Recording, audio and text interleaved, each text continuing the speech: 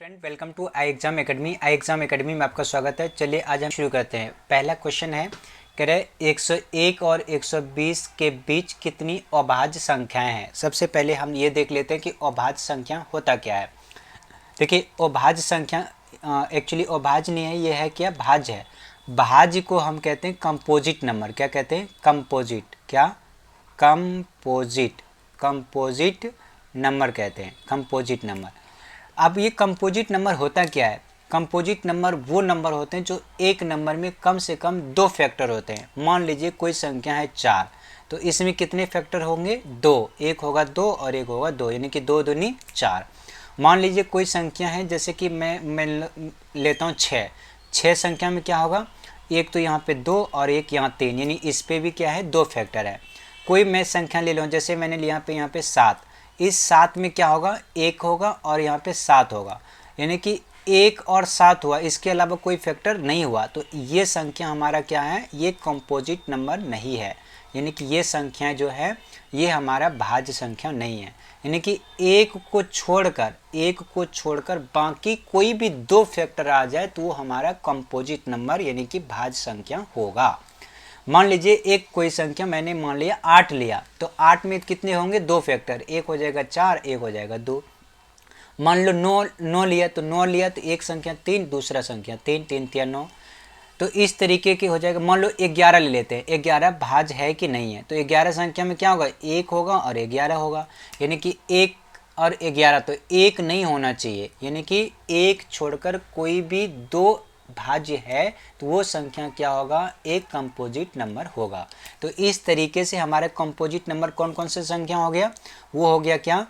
2 composite है या नहीं है? 2 नहीं होगा। क्यों? कि 2 में 1 और 2 ही होता है।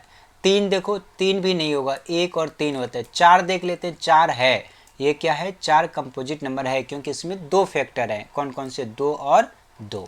ठीक है, तो इस तरीके से हमने देख लिया कि कंपोजिट नंबर किसे कहते हैं। ठीक है, मैं एग्जांपल और यहाँ पे लिख देता हूँ। जैसे कि सबसे छोटी कंपोजिट नंबर की बात करें तो वो क्या हो जाएगा? 4। ठीक है, 5 होगा, जे नहीं होगा, 6 होगा और 7 होगा। ठीक है, 7 भी नहीं होगा, 8 हो जाएगा, 9 भी हो जाएगा, 10 भी हो जाएगा, 11 नहीं होगा, 12 हो जाएगा, 13 भी नहीं होगा, 14 हो जाएगा, 15 भी होगा, और क्या 16 भी होगा, और 17 भी हो जाएगा। कौन सा? 17 भी हो जाएगा। अच्छा, 17 नहीं होगा, क्योंकि 17 सिर्फ 17 ही आता है, इसमें कोई भी फैक्टर नहीं आता है। तो ये सभी के सभी कौन सा हो गया? हमारा कंपोजिट नंबर हो गया। ये सभी के सभी कौन से नंबर हो गया? हमारा कंपोजिट नंबर हो गया। ठीक है, चलिए अब यहाँ देखते हैं क्वेश्चन में क्या बोला है। क्वेश्चन में बोला है कि 101 और 120 के बीच कितनी भाज्य संख्या है। यानी कि 101 के बीच में, यानी कि पहला संख्या कौन सा हो गया? 101। दूसरा कौन सा होगा? 102। तीसरा कौन सा हो जाएगा? 103। चौथा कौन सा हो जाएगा? 104। पांचवा कौन सा हो जाएगा? 105। और छठा कौन सा होगा? 106, 107। इस तरीके के हमारे कौन से हो जाएंगे? नंबर हो जाएंगे। अगर हम सारे लिखना चाहते हैं तो सारे लिख देते हैं, या 20 तक तो है ही।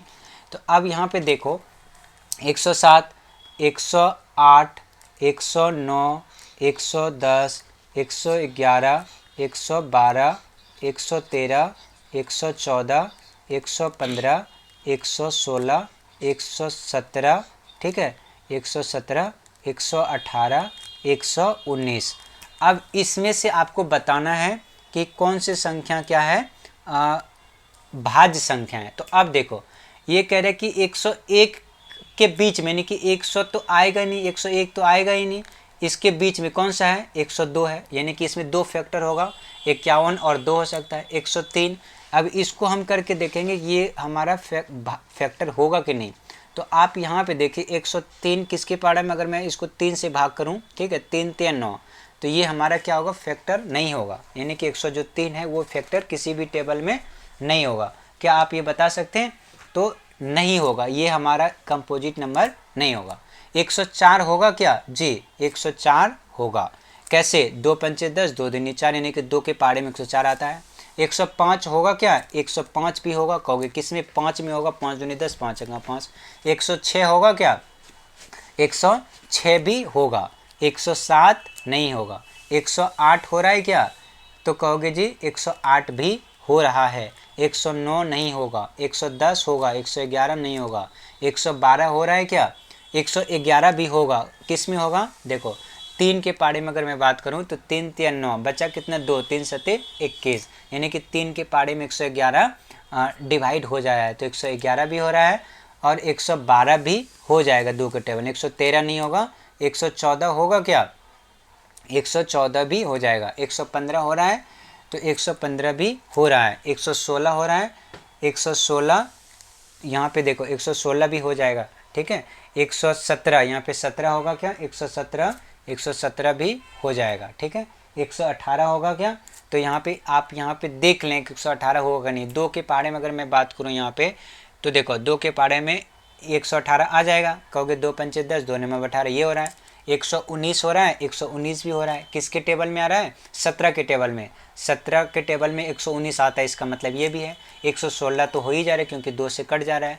अब ये सारे हो गया, अब देख लो कितनी संख्या है, अब इसको गिनती कर लें। 102 भी हो रहा था ना, तो अब गिनती कर लो, देखो 1 2 3 4 5 6 7 8 9 10 11 12 13 14, यानी कितने ऐसे नंबर हो गए, 14 नंबर।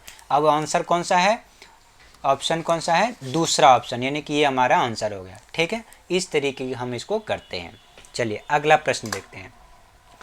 अगला प्रश्न कह रहा है कि 105 कह रहा है कि 1 5/6 और ये 3/8, यानी कि इसके बीच में परिमेय संख्या निकालना है। ठीक है, क्या निकालना है, परिमेय संख्या। जनरली क्या होता है, जनरली हम अगर किसी बीच की संख्या निकालते हैं तो उसके लिए एक फॉर्मूला होता है 1/2 a + b, ये कर देते हो, यानी कि ये संख्या निकाल देते हो तो इसके बीच में क्या निकल जाता है, हमारा एक परिमेय संख्या यानी कि रेशनल नंबर निकल जाता है। लेकिन यहाँ पे इसने क्या बोला है, यहाँ पे क्या बोला है, यहाँ बोला है कि इसके बीच में निकालना के लिए, ठीक है। तो अब यहाँ पे देखो क्या करो, आप इन छोटे जो नीचे है नोमिनेटर, जैसे आप कहते हैं नोमिनेटर यानी कि हर, इसको दोनों को समान कर लो। समान करने के लिए इन दोनों का एलसीएम ले लो, 6 और 8 का एलसीएम, 6 और 8 का एलसीएम, तो 2 तिया 6 और 2 चौके 8, यानी कि यहाँ पे कितना हो जाएगा, 2 × 3 × 4, यानी 3 दूने 6 चौके 24, यानी कि एलसीएम हमारा कितना आ गया 24। तो यानी कि 6 को क्या चीज़ से गुना करें जो 24 हो जाएगा, तो करोगे चीज़ 4 से, तो ऊपर भी कर दो 4 से। 8 को क्या चीज़ से करना पड़ेगा, 3 से, 8 तिया 24, तो ऊपर भी कर दो 3 से। तो 5 चौके 20, यानी ऊपर हो गया 20, नीचे में 6 चौके 24, और इधर कितना हो गया, 3 तिया 9 और 8 तिया 24, यानी इसके बीच, यानी कि इसके बीच में जो कोई भी संख्या होगा वही हमारा आंसर होगा। यानी कि नीचे कितना आना चाहिए, 24 आना चाहिए। तो 8 से अगर किसी भी संख्या को गुना करोगे, यानी 8 को 3 से करोगे तो ये 24 हो ही जाएगा, बात तो सही है। लेकिन ऊपर अगर 3 से गुना कर दोगे तो सत्य कितना होगा, 21, जबकि यहाँ 20 से छोटा होगा, तो इसका मतलब कि ये वाला हमारा आंसर नहीं होगा, ये वाला आंसर हमारा नहीं होगा, ठीक है। ये देख लेते हैं, नीचे 24 आना चाहिए। अगर हम यहाँ पे 3 से गुना, अगर यहाँ पे हम 9 के पाड़े में 24 होता ही नहीं है, इसलिए हमारा ये वाला आंसर तो कभी होगा ही नहीं। अब यहाँ पे देख लेते हैं तीसरा, अगर मैं यहाँ पे 3 में अगर 8 से गुना कर दूँ, 8 तिया 24, बात सही है। और ऊपर भी हम अगर 8 से गुना कर दें तो यानी कि ऊपर हो जाएगा 8 और नीचे कितना हो जाएगा 24। इसका मतलब क्या कि 20, 19, 18, 17, 10 इस तरीके करके, यानी कि 9 से पहले हमारा क्या आता है, 8 आता है, यानी कि 8/24 आता है। इसलिए हमारा ऑप्शन कौन जो हो जाएगा, यही हो जाएगा, कौन सा, तीसरा। इसको चेक करने की ज़रूरत ही नहीं, ठीक है। चलिए अगला प्रश्न देख लेते हैं।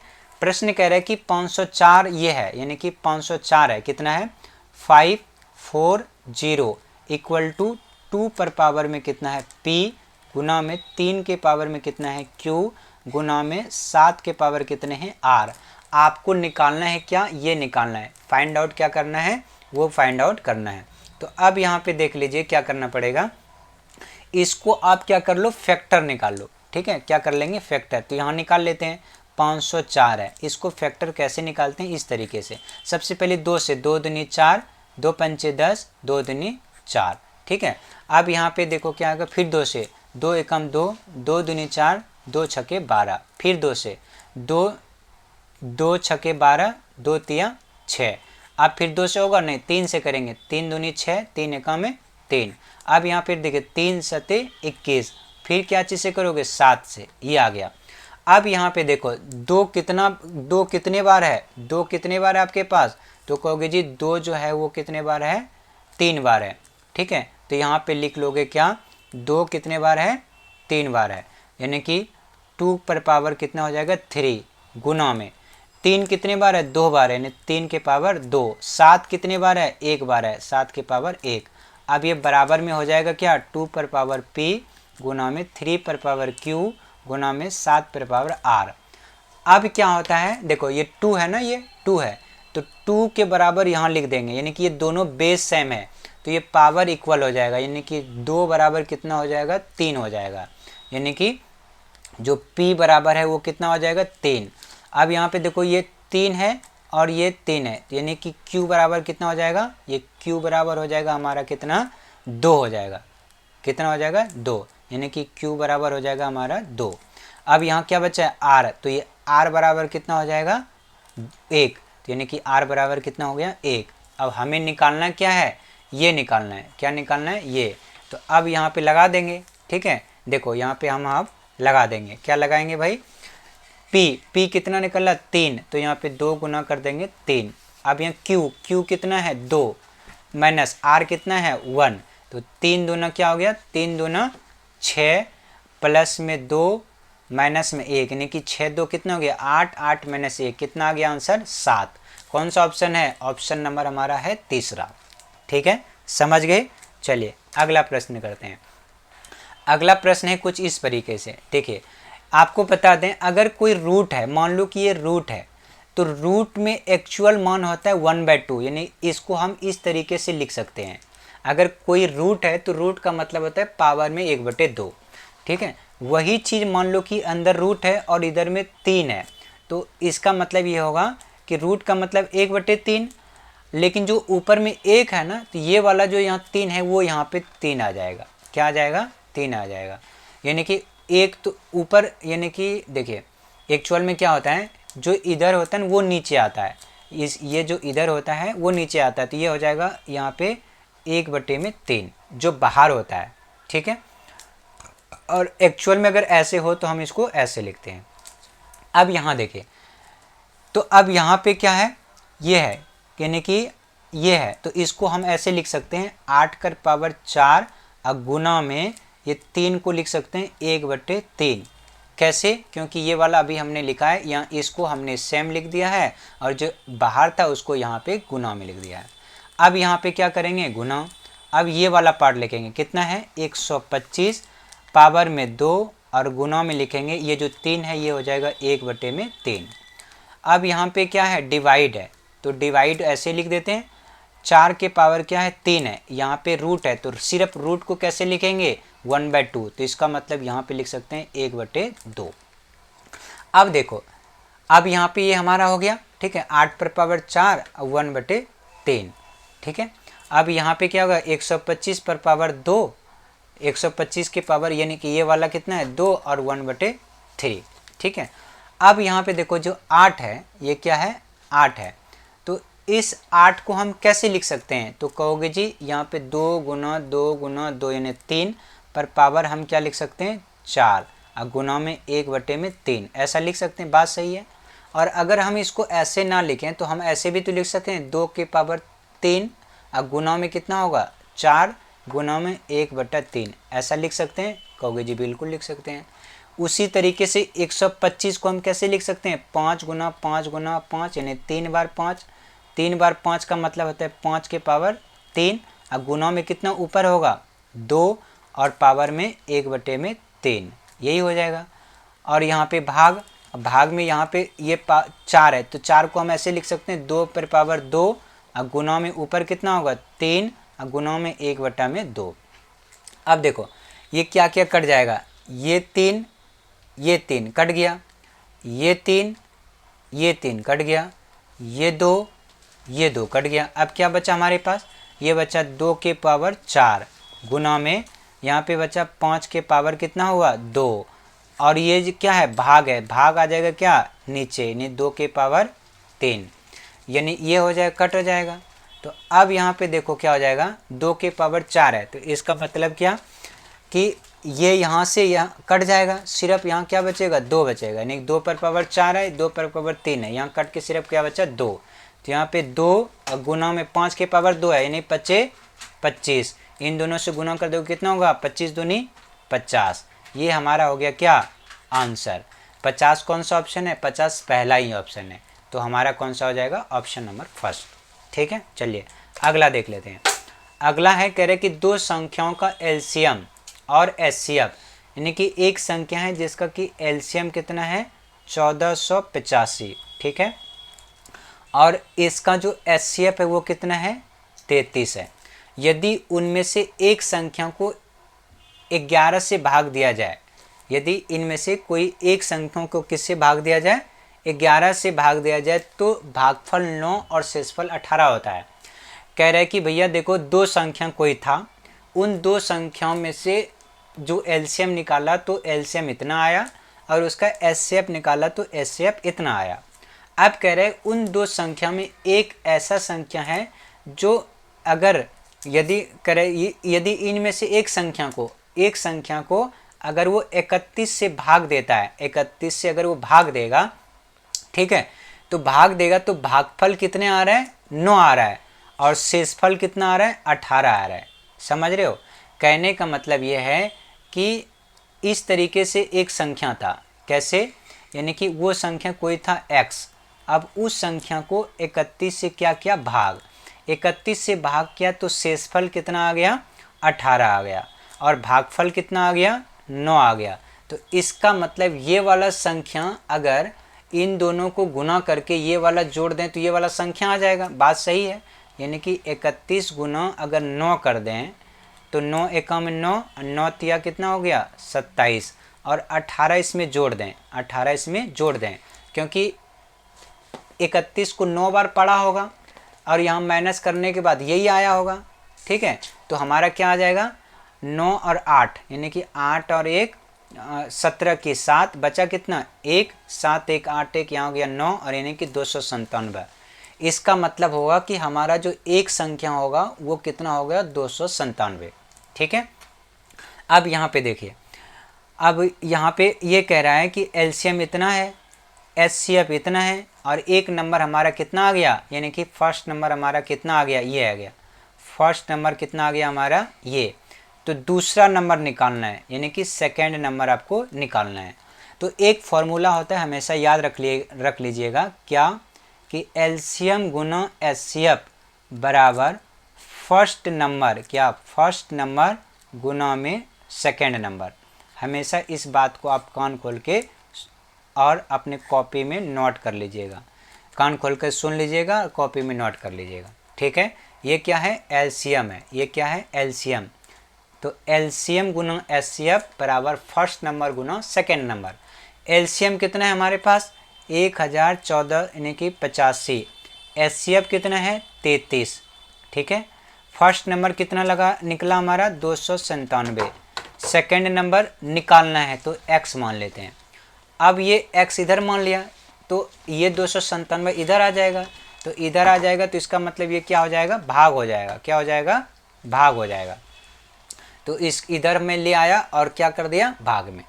तो अब देखो क्या करोगे, यहाँ पे इसको भाग कर दोगे, 11 से कटा देते हैं, तो 11 तिया 33, इसको भी कटा देते हैं, 11 दूनी 22, 11 सत्ते 77, फिर 3 से कटाते हैं, 3 नमा 27, 9 बार में कट गया पूरा। अब 9 से इसको कटा दो, तो 9 एका में क्या हो जाएगा, 9, बचा कितना है इसमें 9 एका में 9, 1 4 1 5, 5 1 58। ठीक है, 9 छके 54, बचा कितना 4, 4 5 45, 9 पचे 45। तो हमारा आंसर कितना आ गया, 165। कौन सा आंसर है हमारा, ऑप्शन नंबर हो जाएगा पहला ही। ठीक है, चलिए अगला प्रश्न, 26 24 56 और 49 में से प्रत्येक में से x घटाने पर इस क्रम में प्राप्त संख्याएं समानुपाती हो जाती है। कैसे हो जाती है, समान अनुपाती, यानी कि ये कह रहे हैं समान अनुपात में हो जाता है, यानी कि 26 में से माइनस कर दोगे x, ठीक है, तो ये बट्टे में कितना हो जाएगा, 24 माइनस में x बराबर, और अगर ये 56 में माइनस कर दोगे x तो नीचे कितना हो जाएगा 49 माइनस में x। ये समान अनुपात में बढ़ जाता है, समान अनुपात में, ठीक है। तो ये अब क्या हो जाएगा, अब इससे गुना कर दोगे, इससे क्या कर दोगे मल्टीप्लाई, यानी कि यहाँ हो जाएगा 26 माइनस में x, फिर आप गुना करोगे यहाँ पे 49 माइनस में x, फिर ये बराबर हो जाएगा कितना 56 माइनस में x, और यहाँ पे इसको गुना कर दोगे 24 माइनस में x। अब इसको इससे गुना कर देंगे, किसको 26 माइनस x इस दो, तो ये क्या हो जाएगा, इससे मल्टीप्लाई करोगे तो ये कितना हो जाएगा 1274, ठीक है, माइनस इससे क्या हो जाएगा 26, कितना 26, ठीक है, फिर माइनस कितना हो जाएगा 49, यानी कि इससे गुना करोगे ये आ गया, फिर 26 गुना x करोगे 26, फिर x गुना 49 करोगे तो यानी माइनस का x, अब माइनस माइनस कितना हो जाएगा प्लस, और ये x का स्क्वायर। अब इसको ऐसे ही सॉल्व करोगे, 24 गुना क्या करोगे 56, 24 गुना 56, तो ये कितना हो जाएगा 1344। उसके बाद फिर इस 56 से x से गुना करोगे तो ये हो जाएगा माइनस का 56x, कितना माइनस का 56x, ठीक है, कितना हो जाएगा माइनस का 56x, 56x, फिर ये 56x हो जाएगा, और यहाँ पे यानी कि 56 इससे 56, फिर यहाँ पे क्या करोगे माइनस माइनस यानी कि 24x, फिर माइनस माइनस क्या हो जाएगा प्लस, कितना हो जाएगा x स्क्वायर। अब यहाँ पे देखो x स्क्वायर, यहाँ भी x स्क्वायर, ये कट जाएगा, दोनों क्या हो जाएगा कट जाएगा। अब यहाँ पे इस 1344 को 1274 में माइनस कर दोगे, इधर ले जाओ, यानी इसको इधर ले आओ, तो इधर ले आओगे तो ये बड़ा है, ये क्या है बड़ा है, तो इधर आ जाके क्या हो जाएगा माइनस, क्या हो जाएगा माइनस। तो अब यहाँ पे देखो क्या हो जाएगा माइनस, तो हम यहाँ पे क्या लिख देंगे माइनस, यहाँ पे देखो 4 में 4 जाएगा तो क्या हो जाएगा 0, 14 में 7 गया तो 7, यहाँ पे बचा 2 में 2 यानी कि माइनस का 70, कितना आ जाएगा माइनस का 70। अब यहाँ पे देखो क्या हो जाएगा, अब इसको इन दोनों को जोड़ोगे तो कितना हो जाएगा 4 6 10, 5 2 7 1 8, यानी कि 80, कितना आ जाएगा 80, ठीक है, कितना आ गया 80x, 5 2 7 6 4 10, 80x, और इन दोनों को जोड़ोगे तो कितना आ जाएगा यहाँ पे माइनस का 9 6 15 की 5, 4 2 6, 9 6 15 की 5, बचा कितना 1, 4 2 6 1 7, कितना आ गया 75, माइनस का 75, यानी 40 20 60, 60 10 70 5 75, 75x, ठीक है, और ये माइनस का कितना है 80x, तो इसको आप इधर ले आओगे, यानी कि ये हो जाएगा माइनस का 70, माइनस यहाँ पे 80x, इसको यहाँ पे ले आ जाएगा तो यहाँ पे 75x, तो यानी कि माइनस यहाँ 70, अब बराबर में माइनस यहाँ पे 80 में 75 गया तो 5x, ये क्या हो जाएगा कट जाएगा, ये कट जाएगा। अब ये यहाँ पे ये कितना है ये 70 है, तो 5 से ये 70 है, तो यहाँ x की वैल्यू निकाल लोगे तो x बराबर क्या हो जाएगा 70 बटे में 5, इसे भाग कर दोगे कितना आ गया 14 पंचे 70, यानी x की वैल्यू कितना आया 14। अब आपसे ये पूछा है तो ये आराम से आप निकाल सकते हो, ठीक है, कैसे निकालेंगे देख लो। अब यहाँ पे देखो 14 आ गया तो यहाँ 14 दूनी कितना हो जाएगा 28, माइनस 6 बटे में कितना 2, 28 में 6 गया कितना बचा 22 बटे में 2, भाग कर दोगे 11 दूनी 22, यानी हमारा आंसर कितना आ गया 11। कौन सा ऑप्शन है, ऑप्शन नंबर दूसरा, ठीक है। चलिए अगला प्रश्न करते हैं। प्रश्न कुछ इस प्रकार है, कह रहा है कि इन दोनों यानी कि एक ये है एक ये है, इन दोनों का कॉमन फैक्टर यानी कि इन दोनों में कॉमन कौन आ रहा है, तो पहले इन दोनों को फैक्टर निकालना पड़ेगा, x square plus 7x plus 12, इसका फैक्टर निकाल लो। तो इसको फैक्टर कैसे निकालते हैं, एक्स स्क्वायर 12 को 2 पार्ट में तोड़ दो, यानी कि 12 को तोड़ोगे तो 4 तिया 12 नहीं 4 और 3 में बट रहा है, यानी कि यहाँ पे हम लिख सकते हैं 4x प्लस में 3x अब प्लस में 12, यानी कि इस 7 को ऐसा तोड़ दो जो कि दोनों को जमा करने पर ये हो जाए और इन दोनों को गुना करने पर ये हो जाए, ठीक है, ये हमारा टूट गया। अब यहाँ पे x लिखो अब ये एक कॉमन आ गया, यानी x कॉमन आ गया, प्लस में यहाँ क्या बचा 4। अब यहाँ इन दोनों में 3 कॉमन ले लो, क्या बचा यहाँ पे x और यहाँ पर 4। तो अब यहाँ x, इसको यहाँ ले आओ 3 और यहाँ पे क्या हो जाएगा x प्लस में 4, यानी कि ये फैक्टर हो गया। अब हम इसका दूसरे वाला का निकाल लेते हैं, ठीक है, दूसरे वाला का भी निकाल लेते हैं। यहाँ पे क्या है x square minus 5x minus 36। अब मैंने क्या कहा कि इस संख्या को दो पार्टों में बांटो, जो कि गुना करने पर ये आ जाए और जमा घटा करने पर ये आ जाए। तो कहोगे जी 9 और 4, 9 चौके 36, तो 9 और 4 यानी कि 9x और यहाँ पे प्लस कर देंगे 4x। 9 चौके 36 और 9 में 4 जाएगा तो 5, माइनस में यहाँ पे 36। x कॉमन ले लो तो यहाँ x माइनस में यहाँ क्या बचेगा 9, ठीक है, यहाँ 36 ही है तो कितना 9 चौके 36, 9 का 18, 9 37, 9 चौक 36 होता है और 9 में 4 जाएगा तो 5 यहाँ बचा, ठीक है। अब यहाँ से क्या कॉमन ले लो 4, यहाँ क्या बचेगा x माइनस में 9, 4 9 36, 9। अब यहाँ पे x प्लस में 4 और यहाँ हो जाएगा x माइनस में 9। अब ये बताओ कि इन दोनों में सेम कौन सा आ रहा है, तो कहोगे जी इसमें x प्लस 4 है और इसमें भी x प्लस 4 है, ये दोनों समान है। कौन सा है, ये नहीं है, ये नहीं है, ये नहीं है, कौन सा ऑप्शन नंबर, ऑप्शन नंबर हमारा तीसरा है। चलिए अगला करते हैं। अगला कह रहा है कि ये संख्या है, आपको ये फाइंड आउट करना है, यानी कि यहाँ पे दे रखा है 4, कुछ नहीं है तो बट्टे में 1, और ये 2 माइनस x 4 बट्टे में कितना है 3 है, बराबर में कितना है 1/2, 2x प्लस में 5 है। सॉल्व कर लेते हैं इसको, ठीक है, क्या कर लेंगे सॉल्व कर लेंगे। कौन सा क्वेश्चन था हमारा, क्वेश्चन था हमारा ये, ठीक है। चलिए अब इसको करते हैं।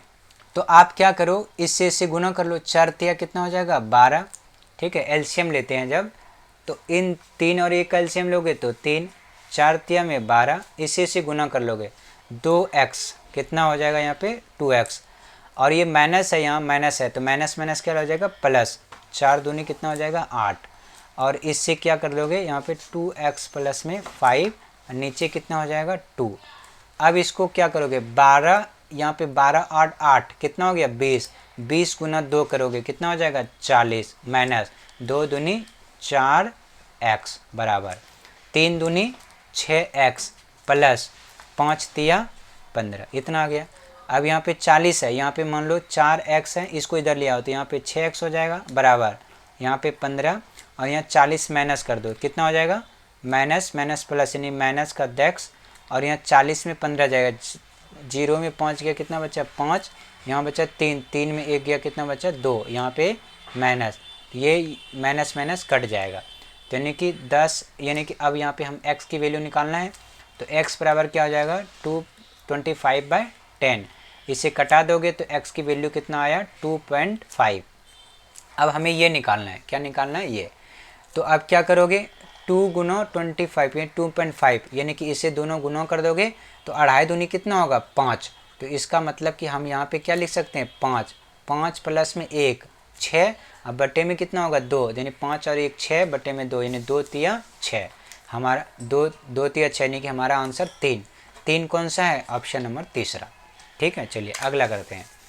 अगला कह रहा है कि यहाँ पे 3x square minus 6x plus में इतना दे रखा है, ये भी है, आपको वैल्यू निकालना है a प्लस बी माइनस सी। तो अब देखो, अब यहाँ पे आप देखिए सारे की सारे प्लस और माइनस में है, गुना में कोई नहीं है, तो यहाँ पे देखो 3x स्क्वायर प्लस यहाँ पे माइनस, ने 3x स्क्वायर में 1x स्क्वायर चला गया तो 2x स्क्वायर बचा, 2x square minus 2x square, यानी कि कुल मिला के पूरा हो गया क्या 0x स्क्वायर। बात सही है कि गलत है, ऐसा नहीं होगा, क्योंकि देखिए ये बाहर क्या है माइनस है, अगर ये माइनस है तो अंदर वाली सारी टर्म्स क्या हो जाएगा प्लस में हो जाएगा, ध्यान रखिएगा, ठीक है। तो अब फिर से करो यहाँ पे, यानी कि सारे वाला अंदर वाले जितने हैं क्या हो जाएगा साइन चेंज हो जाएगा, क्या हो जाएगा साइन चेंज हो जाएगा। तो मैं साइन चेंज करके आपको दिखाता हूँ, ठीक है, क्या करके चेंज करके आपको दिखाता हूँ। अब देखो यहाँ पे क्या हो जाएगा, यहाँ पे देखिए क्या हो जाएगा माइनस, यहाँ पे हो जाएगा माइनस, यहाँ पे भी हो जाएगा माइनस, और यहाँ पे हो जाएगा प्लस, और ये जो माइनस है ये माइनस तो पूरा यहाँ पे माइनस हो गया, बात सही है, ये माइनस यहाँ पे माइनस, ये वाला प्लस। ठीक है, समझ आ रहा है? यानी ये इसको मिटा के मैं नीचे करता हूँ। ठीक है, देखो ये 3x² है, क्या है 3x, मैं लिख ही देता हूँ यहाँ पे 3x² माइनस 6x माइनस 4। अब इस वाले को अलग कलर से हम लिख लेते हैं। ठीक है, मैंने लिख लिया रेड से।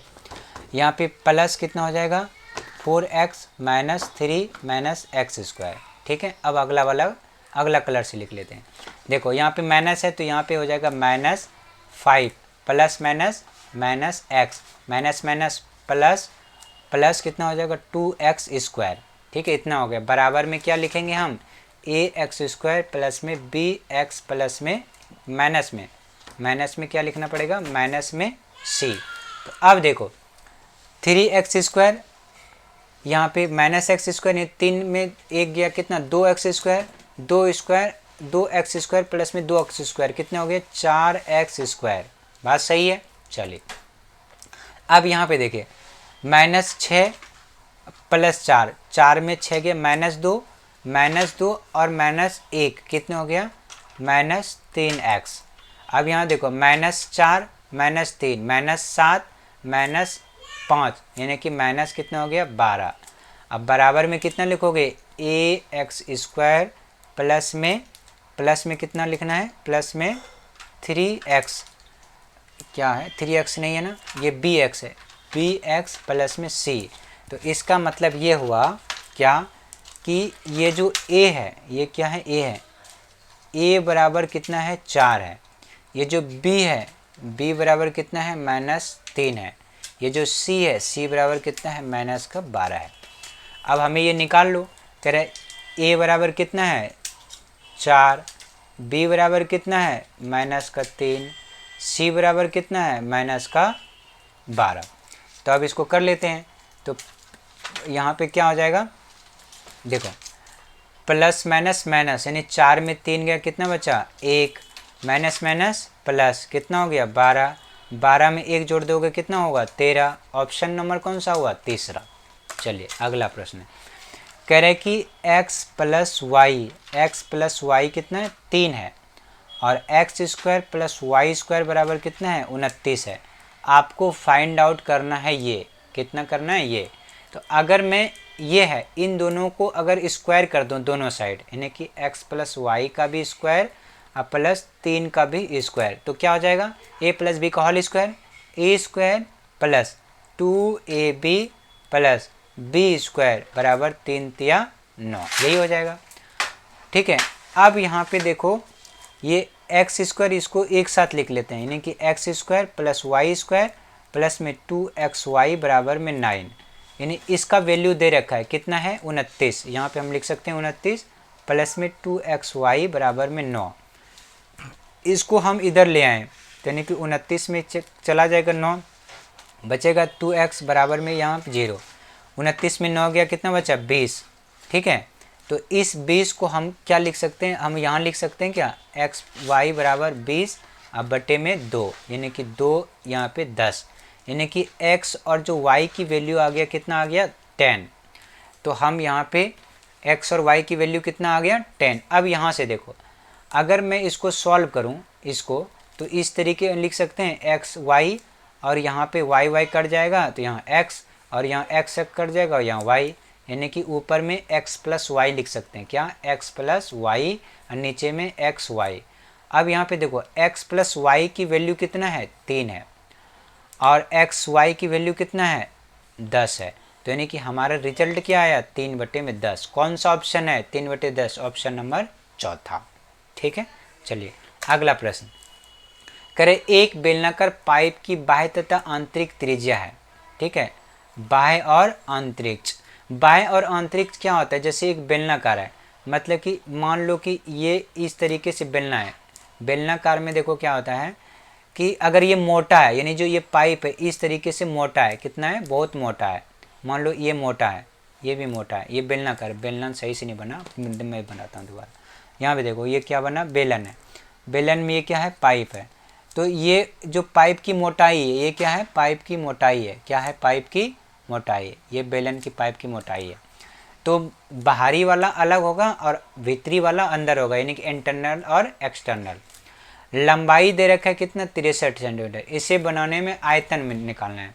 तो देखो बेलन का आयतन क्या होता है, पाई आर स्क्वायर एच। क्या होता है, पाई आर स्क्वायर एच।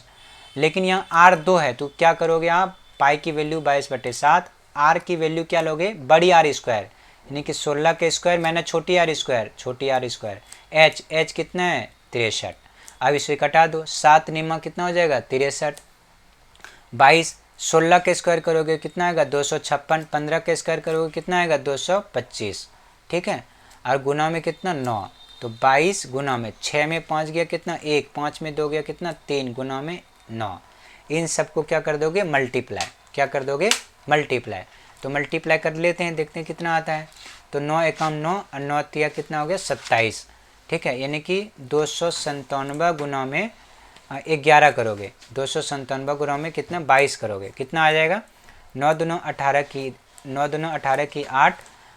8 कौन सा है यहाँ पे, इसमें नहीं है, इसमें नहीं है, इसमें नहीं है, यानी कि ये वाला हमारा ऑप्शन आएगा। ठीक है, 9 दूना 18 की 8, 7 दूना 14 की 15 की 5, बचा 1, 2 दूना 4, 1 यहाँ 5, 9 दूना 18 की 8, यहाँ पे 7 दूना 14, 1 15 की 5, 2 दूना 4, 1 5, कितना आ गया, 8, 8 5, 8 5 13 की 3, 5 5 10, 1 11 की 1, 5 1 6, 6338, ये वाला हमारा रिजल्ट आ गया।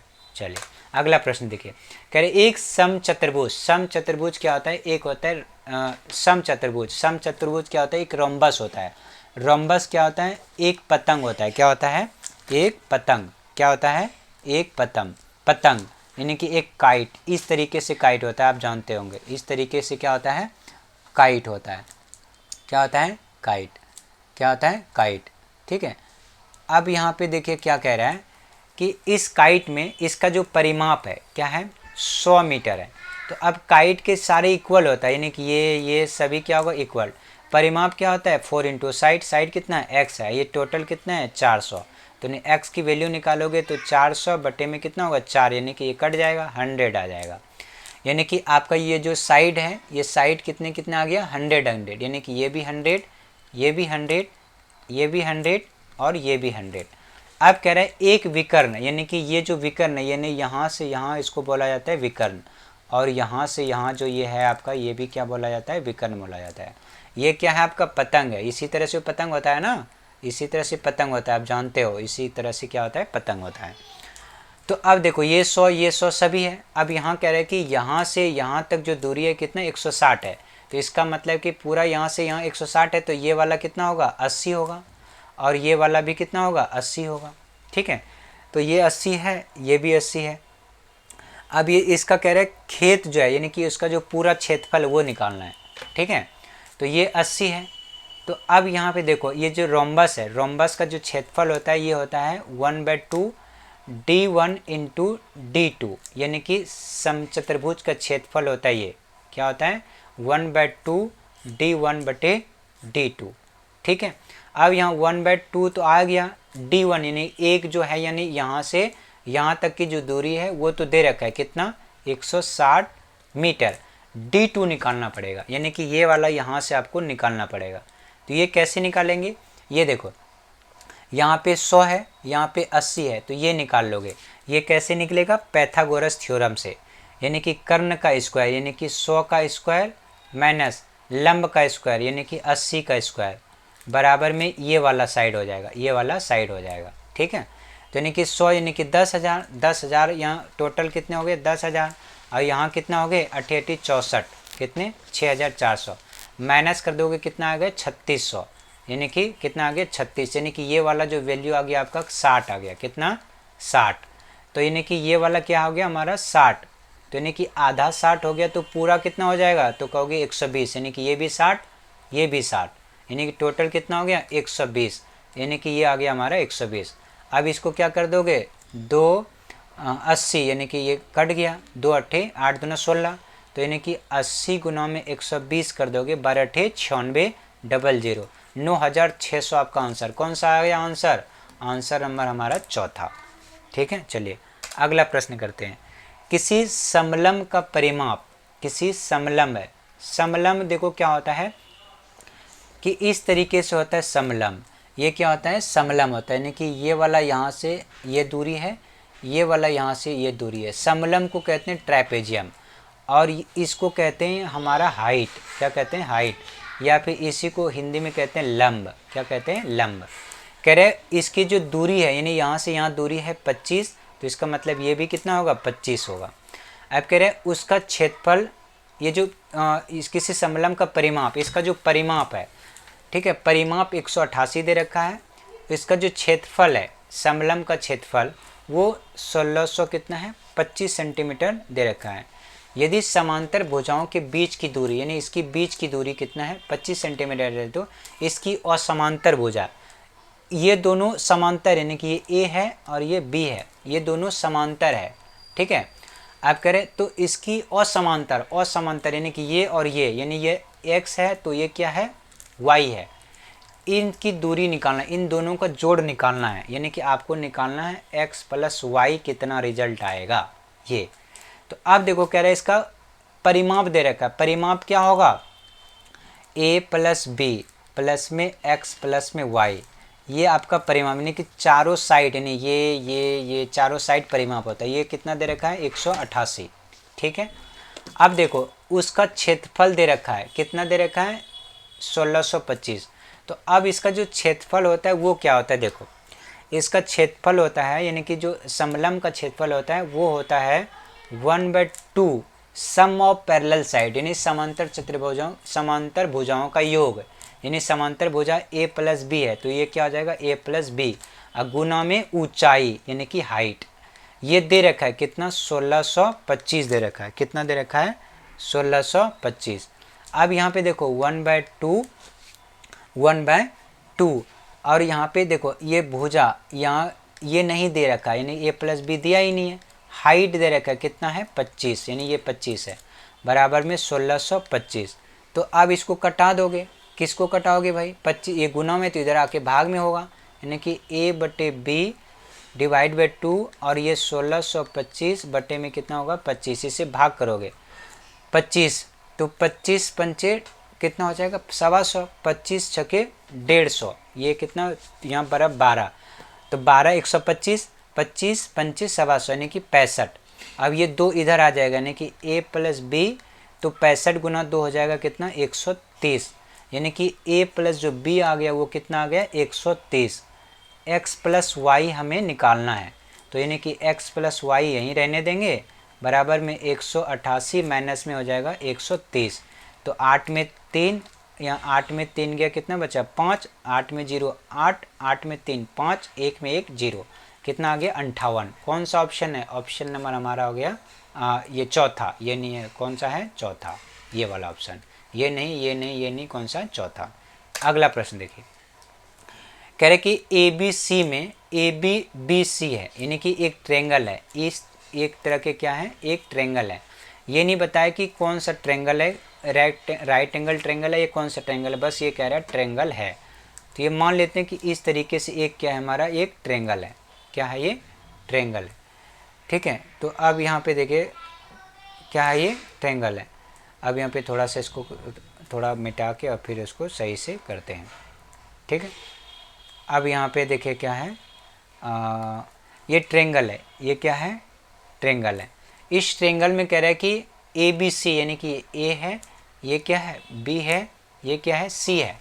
कह रहे भुजा ए सी पर, ये ए सी पर बिंदु डी है, कोई भी बिंदु क्या है, डी है, मान लेते हैं डी है, और ई है, और ई भी है, क्या है, ई भी है, ई भी है, क्या है, ई भी है, यानी एक डी है और ई इस प्रकार है कि ए डी ई सी के बराबर है, ए डी ई सी के बराबर है। इसका मतलब यहाँ पे डी होगा और यहाँ पर ई होगा, यानी कि ये बराबर, यानी कि यहाँ से यहाँ तक, यहाँ से यहाँ तक क्या है, और यहाँ से यहाँ तक बराबर है, यानी कि ए डी और ए सी बराबर है।